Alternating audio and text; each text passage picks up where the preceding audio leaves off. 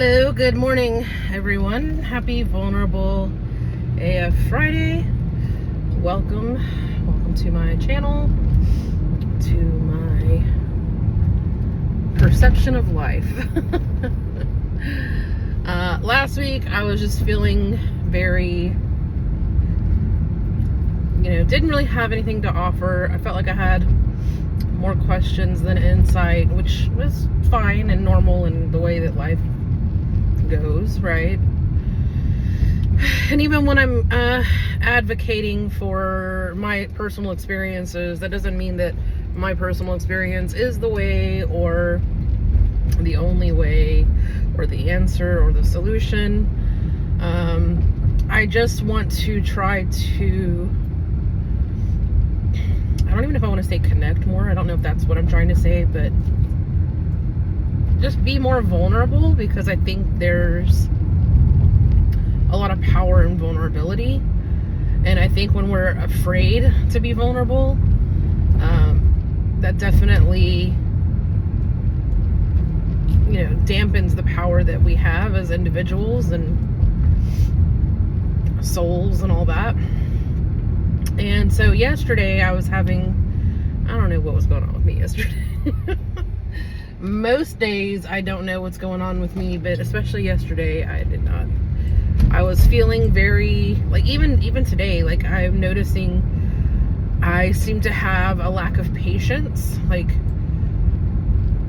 I don't know if I'm just like under stress that I haven't really labeled or recognized or acknowledged or given myself grace for, if I haven't even acknowledged like what underlying stress might be happening. And it could just be overall like stress on my system, like as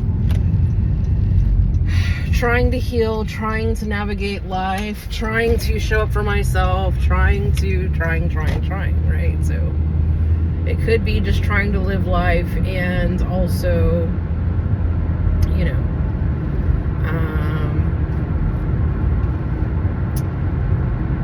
it's kind of like at work where I'll hear what appears to be feedback or opinions of me, but through other people and not the people that it should be coming from. And I get like really frustrated and whatever. And like some of the criticism is about how I operate and how I move, but the way that I operate and move, it helps me regulate. It helps me get through the day sometimes. And I take it personal because the things that are being said are viewed as negative. And I don't know, like, especially coming from the source that it came from, I just realized like I had to let myself realize that, I don't know how to put it. I'm trying to like talk about myself without telling too much of my personal business, because people tend to be weirdos and creeps on the internet, and I don't want to ever share too much detail about my personal life where somebody could be a creepy stalker or try to dox me, or you know what I mean. So like when you see me kind of struggling with how to word things, sometimes it's because I'm trying to protect my privacy, other people's privacy, but still also be vulnerable, right? So I had to think about like where the source of this information was coming from, and realize that I should just act a different way and behave unbothered, right? Like when someone says something, I should just be like, yep, I do that, yep. Because that's what I teach. I teach, like, if you own it, people can't weaponize it against you. If you own it first, like when you're a kid and somebody wants to bully you and they know like a weakness of yours, whether that's because they've exploited it before and so they know it's a trigger for you, or because someone knows things about you, right? And so it's when you get upset and bothered by it is when they hold that power over you, right?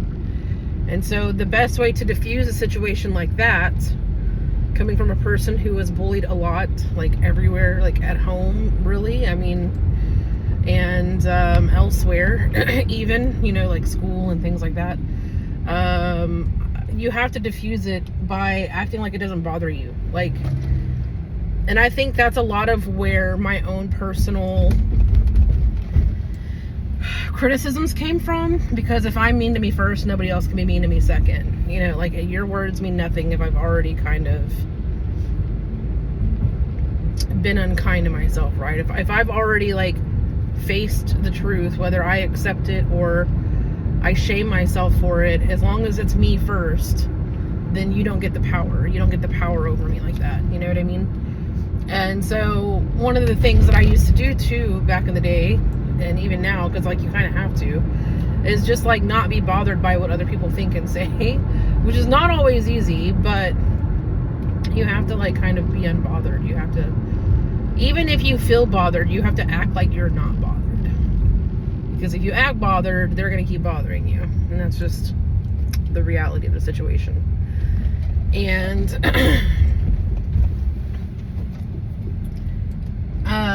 so I've changed all this. I'm pretty sure there used to be a stop sign over there. So yeah, I was having one of those kind of situations yesterday where I was like, I just have to choose to be unbothered, even though it does bother me, because it speaks negatively of my character. And am I perfect? No, but I do my best. And people don't know what it's like to go through life with this monkey on your back called PTSD. And I mean, some people do, but a lot of people don't, you know. And then you got the anxiety, and you got the whatever and whatever. And so it's like, I think if people had to walk around in my body and in my mind and see what that was like for like one fucking day, you know what I mean? They would be like, damn, actually she does a pretty good job. Damn, actually she holds it together pretty well. You know what I mean? So that was kind of like one thing that I've been going through lately, that's kind of showing up for me. And you know, I have pains too that slow me down, and I have, you know, different things that slow me down, and at times, even though I would rather just not be slowed down, I wish I could move and work like a robot. But I think a lot of the things that I'm having bother me physically, the pains that I'm having, are probably related to trauma. It's probably tied to trauma. It's probably linked to trauma in some way. Because when you go through kind of the stuff that I've been through, it really does a number on your nervous system and everything included in that, which is everything. And when you're in protection mode, right? When you're in that like hyper vigilant, I'm not safe, like, I don't want to say mentality, but I guess it is a mentality. You can ignore a lot of things. You can ignore a lot of things. And once you start to get to a place where you feel kind of safe, a lot of times the things that you didn't know were a problem will start to surface. So I think that's what's going on with me personally. I'm not trying to make excuses. I'm just saying, like, this is my fucking reality, and it's really easy to pass judgment on shit you don't fucking know, and it's really easy to say shit about me to other people. But if you have a problem with me, you need to come to me and say it, and not be speaking out of school, as they say. You know what I mean? Like, if you have a problem with me, you need to address it with me directly, because I actually handle directness better than, I respect it more, especially if you come respectfully. You know what I mean? So I don't know, I've just been dealing with that. And then I had a situation where I've noticed yesterday evening I was driving and I was in this weird headspace. And when speaking back to like having to be like in a protective state, and like you're always trying to protect yourself, a natural thing that happens for females is they become more in their masculine energy. And I know people don't like it when we say masculine and feminine energy sometimes, but it is a real thing. It is a real thing. Like, that's just, it is what it is. You don't have to like it. It is what it is. There was a time where I was like, what was it I said? I don't remember what I was gonna say something that was said to me, and now I can't even remember what I said initially. But the response to what I was saying was like, you don't gotta be, I think I said, I'm not with that or whatever, and this kid was like, you don't gotta be with it to be in it. And I was just like, oh, it's like that, you know what I mean? And so why did I go this way? So yeah, I was really noticing yesterday that I have a hard time stepping out of the masculine energy, because that's what women do. That's what females do. When they don't feel safe, they don't know how to be in their feminine energy, because they have to be on guard and they have to do the protecting of themselves and whatever. And I'm not here to talk about like gender roles. Like, let's not get it twisted. But there is the reality that naturally, by nature, men are protectors and women are nurturers. Men are logical, women are emotional. That is factual. There's nothing you can do to change that. It is what it is. You know what I mean? But I've grown up definitely feeling like I have to provide for myself, which makes me the provider. I have to protect myself, which makes me the protector. You know what I mean? And to the point where, you know, I've been this person for a while where it's kind of, I won't say it's gotta be my way, but when I'm handling something, I'm handling something, and I don't need somebody else to step in and intervene and have opinions and whatever, you know what I mean? And so yesterday I was noticing that, and it's weird because it started out with me being irritated that when I told somebody, you know, I have a plan or whatever, and they were like, no, tell me your plan. And I started to explain it, but then I didn't want to explain. I don't like to explain myself, even if it could be to my betterment and not my detriment. I don't like to explain myself and my way of thinking and my rationale, whatever. And I get defensive. When I feel like I have to explain myself.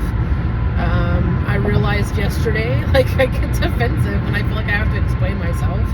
And that's a mind shift that I need to have about, you know, just because somebody wants to understand or they want to be on the same page with you, or maybe they might have some insight, doesn't mean you have to take it as like relinquishing control or whatever, you know what I mean? And I was realizing yesterday evening that might be kind of a pitfall for me, and that I was bringing a lot of masculine energy to the table, and that maybe I didn't need to. But then I was also wrestling with feeling like I wouldn't know how to act without it also. Like, I don't, like, for me to like step down, so to speak, out of my masculine energy and like be okay with somebody else making decisions and be okay with following and not leading is very difficult for me. You know what I mean? Because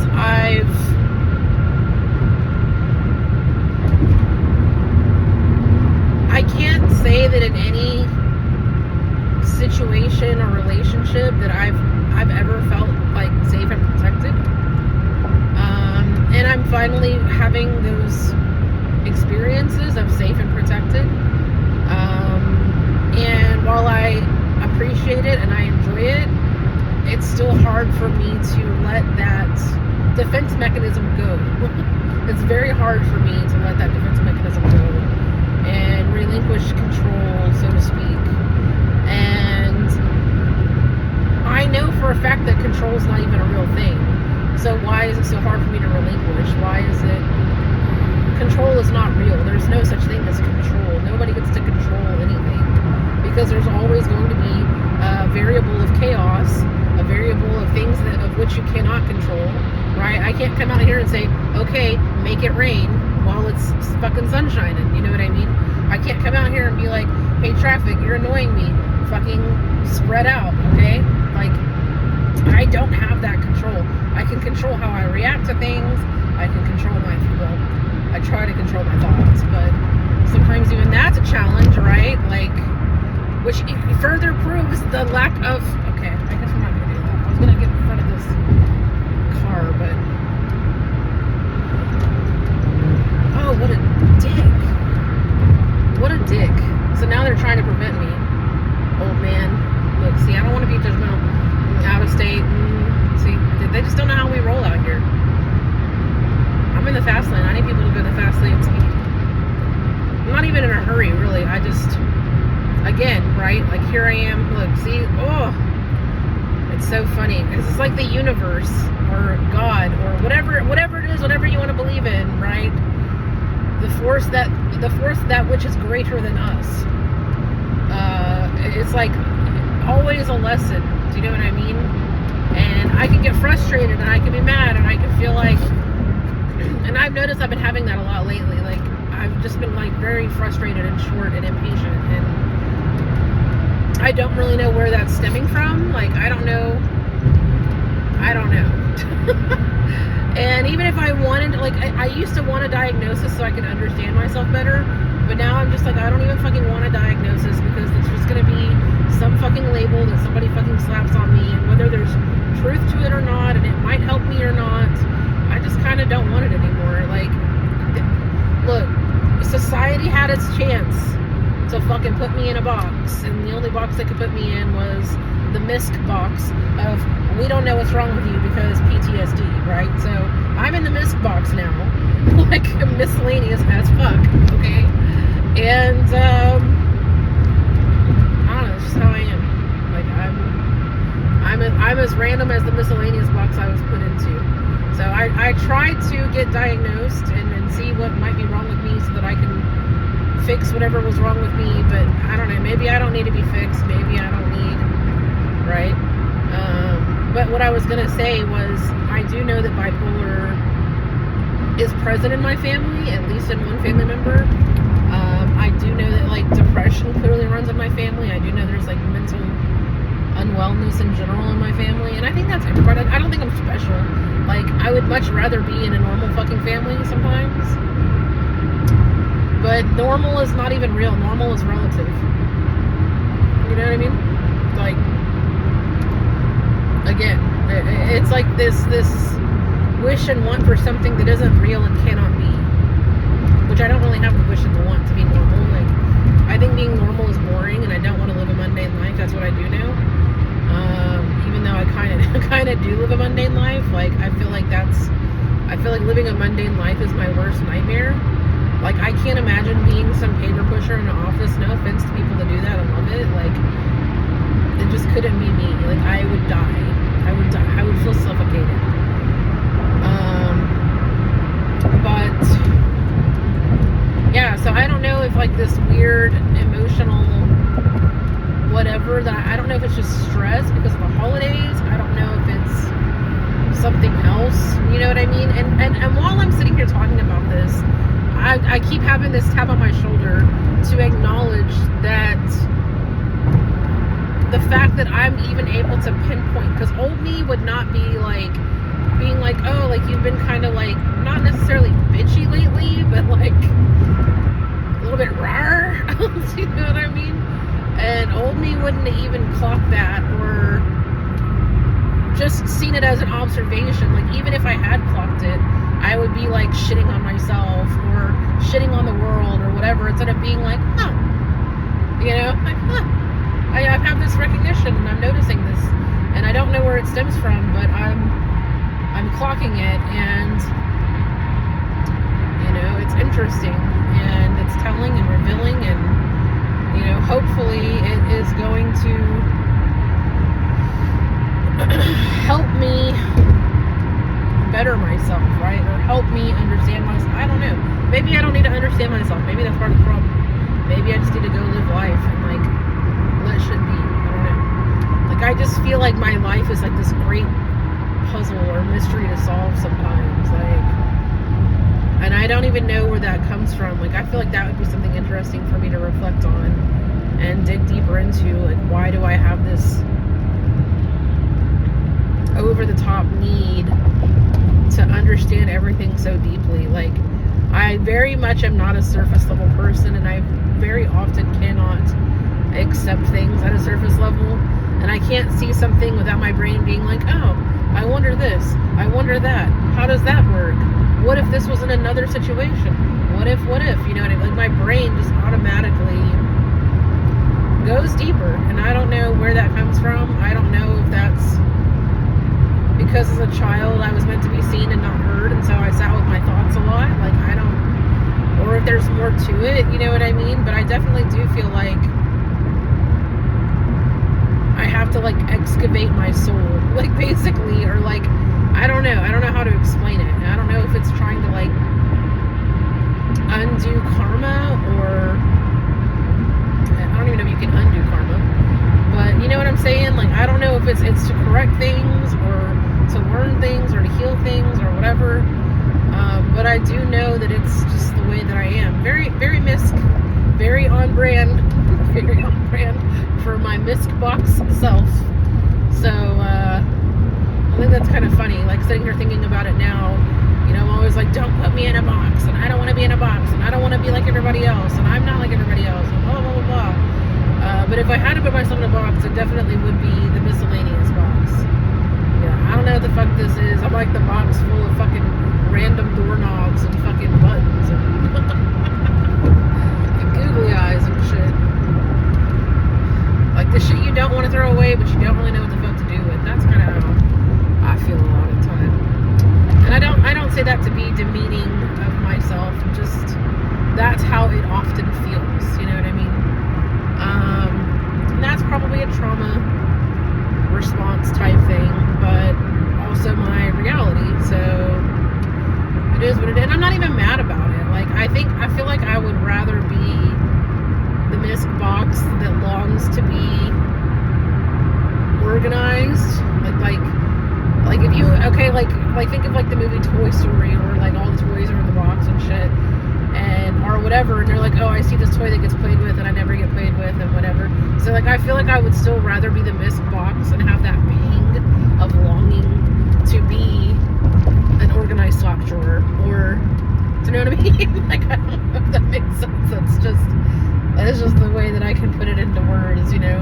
I'd much rather be the organized nightstand, but I also don't want to be the organized nightstand, because what a boring, mundane life. Do you know what I mean? Like, it's just that. And I know that there's magic in the mundane. I get it. I know. I'm fully aware. I feel like there's a lot more magic in the mundane than we give credit to, and that's probably something I also need to sort of reflect on. But it's always, you know, that's what they say, like, it's always the little unimportant things in life that end up being the most important in the end. So, I don't know.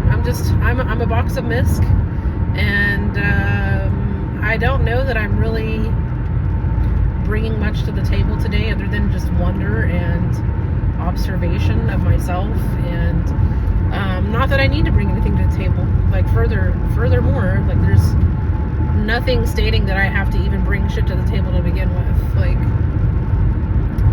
sometimes you can just show up empty-handed. Maybe not all the time, but, you know. And sometimes I think even when we feel like we're empty-handed, we're really not. Like, sometimes your presence alone can change things, you know. That's why people will say, oh, they were the kind of person, when they walked in the room, the whole room lit up, or everywhere they went, you know, it was kind of like this dark cloud. You know what I mean? So you can affect, just your presence can affect reality, you know, whether you're actually physically or purposefully, intentionally bringing anything to the table. So that's kind of where I'm at. I'm just kind of realizing some things, like, hey, you know, even when you're bothered, be unbothered, because nobody knows your story. Nobody knows. Nobody's been put in this misc box and shook up, you know, the way that you have. And I'm sure they have their own things, you know. I'm not saying that people don't go through hard times and, like, overcome it and become something great and, like, this fucking fiery phoenix, and they spread their wings. I'm not trying to say that at all. I'm just trying to say, for me, it's a bit more challenging. For me, it's not so easy to just be like, buck up, buckaroo, you know, fucking pull up your bootstraps, buckaroo. Like, I'm just not that person. Will I quit? No. But am I always gonna be like fucking sunshines and rainbows on my butthole just because? Doesn't mean that I lack gratitude because I have depth, right? Like, I can still question and ponder and feel sadness and have gratitude. You know, I can still question and ponder and feel frustration and have gratitude. You know what I mean? Because I am still great. Like, I'm driving right now and we're finally having our fall season. I know there's other people that are fucking cold and icy and snowy, and I'm just out here fucking. Yesterday I was in shorts and a t-shirt. It's a little more chilly today, but yesterday I was the whole day like shorts and shirt, like, and it was a nice day.